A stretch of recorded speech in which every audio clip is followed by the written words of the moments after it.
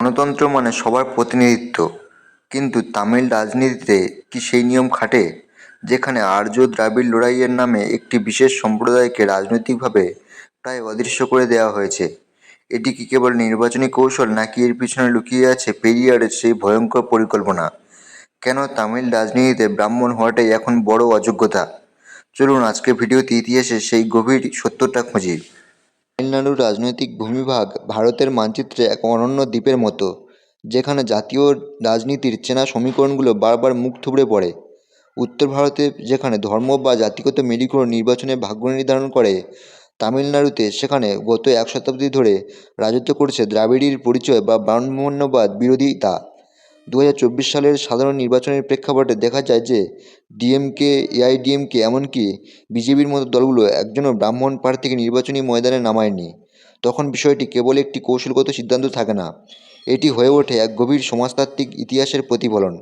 এই ঘটনার নেপথ্যে থাকা সামাজিক, রাজনৈতিক এবং মতাদর্শগত কারণগুলো বিশ্লেষণ করলে এক গভীর সংগ্রামের চিত্র ফুটে ওঠে। এই বৈরিতার বীজ বপন হয়েছিল আজ থেকে 100 বছরেরও বেশি আগে, ব্রিটিশ শাসনকালে। তৎকালীন মাদ্রাজ প্রেসিডেন্সিতে ব্রাহ্মণরা জনসংখ্যার মাত্র 3% হওয়া সত্ত্বেও প্রশাসন, শিক্ষা এবং বিচার ব্যবস্থায় তাদের প্রভাব ছিল আকাশচুম্বী। ব্রিটিশদের প্রবর্তিত ইংরেজি শিক্ষায় দ্রুত অভ্যস্ত হয়ে ওঠার কারণে তারা সরকারি চাকরির বড় অংশ দখল করে নেন।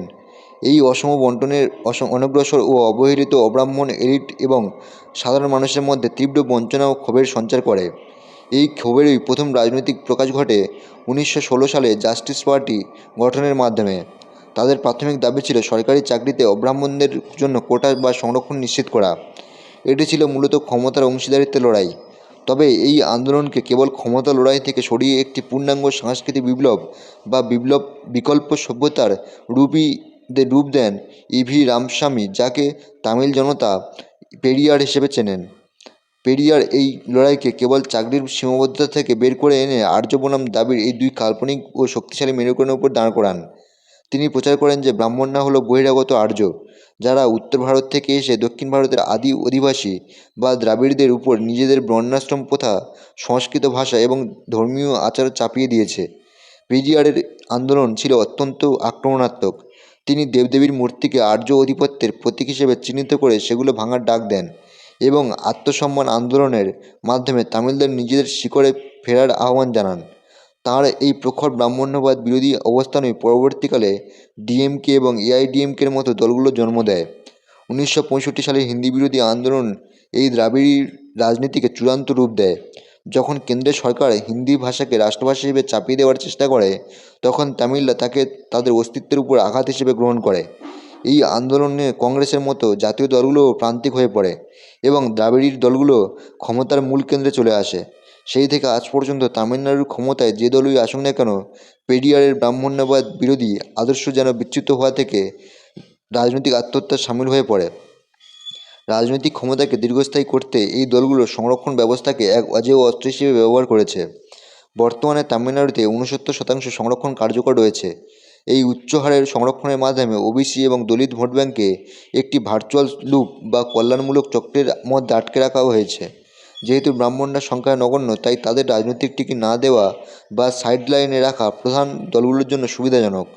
কোনো বড় দল যদি একজন ব্রাহ্মণ প্রার্থীকে মনোনয়ন দেয়, তবে বিরোধী দলগুলো সহজেই তাকে দ্রাবিড় বিরোধী বা ব্রাহ্মণ্যবাদের পুতুল হিসেবে তকমা দিয়ে সংখ্যাগুরু অনগ্রসর ভোট ব্যাঙ্ক নিজেদের দিকে টেনে নিতে পারে।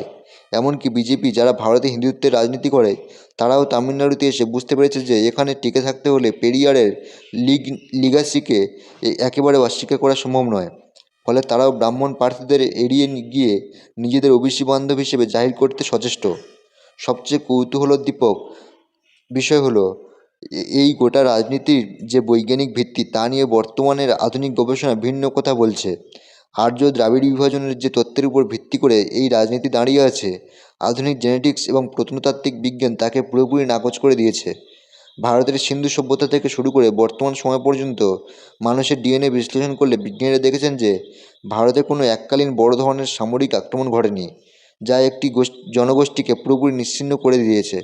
বরং কয়েক হাজার বছর ধরে মধ্য এশিয়া থেকে শুরু করে উত্তর ও দক্ষিণ ভারতের মানুষের মধ্যে এক ধরনের প্রাকৃতিক অভিবাসন এবং রক্তের সংমিশ্রণ ঘটেছে। অর্থাৎ বিশুদ্ধ দ্রাবিড় বা বিশুদ্ধ আর্য বলে কোনো জাতিগত অস্তিত্ব বৈজ্ঞানিকভাবে প্রমাণিত নয়। সিন্ধু সভ্যতার মানুষ এবং স্টেপ অঞ্চলের মানুষদের সংমিশ্রণ ছিল ধীরগতির এবং সাংস্কৃতিক।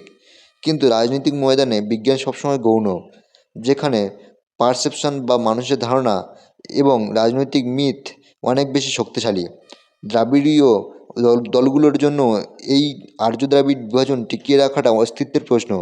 যদি সাধারণ মানুষ বুঝতে পারে যে তাদের রক্তে কোনো মৌলিক বিভাজন নেই, তবে পেরিয়ারের দেওয়া সেই শতবর্ষী রাজনৈতিক ন্যারেটিভ ধসে পড়বে। রাজনৈতিক দলগুলো জানে যে ক্ষমতা লড়াইয়ে বিজ্ঞান বা ইতিহাসের চেয়ে মানুষের আবেগ অনেক বেশি কার্যকরী। তাই জেনেটিক রিপোর্ট যাই বলুক না কেন, রাজনৈতিক মঞ্চে ব্রাহ্মণদের বহিরাগত বা শোষক হিসেবে চিহ্নিত করে রাখাটা ক্ষমতার সমীকরণে অপরিহার্য। উপসংহারে বলা যায়, তামিলনাড়ুর নির্বাচনে ব্রাহ্মণদের টিকিট না পাওয়া কোনো বিচ্ছিন্ন ঘটনা নয়। এটি একটি সুপরিকল্পিত সামাজিক ইঞ্জিনিয়ারিংয়ের ফল, যা এক শতাব্দী ধরে লালন করা হয়েছে। একসময় প্রশাসনিক আধিপত্যের প্রতিক্রিয়ায় আজ একটি মেধাবী জনগোষ্ঠী রাজনৈতিকভাবে সম্পূর্ণ গুরুত্বহীন হয়ে পড়েছে। বিজ্ঞানের অগ্রগতির সাথে সাথে হয়তো একদিন এই মিথ্যা বিভাজন রেখা মুছে যাবে, কিন্তু বর্তমানে রূঢ় বাস্তবতা হলো ক্ষমতা লড়াইতে ঐতিহাসিক সত্যের চেয়ে রাজনৈতিক কৌশলগত শেষ কথা বলে। তামিলনাড়ুর এই পরিস্থিতি আজ কেবল একটি রাজ্যের রাজনীতি নয়, বরং ভারত জুড়ে চলা পরিচয়ভিত্তিক রাজনীতির এক চরম উদাহরণ হিসেবে দাঁড়িয়ে আছে, যেখানে 3% মানুষের অনুপস্থিতি হয়ে উঠেছে 97% মানুষের রাজনৈতিক ঐক্যের প্রতীক।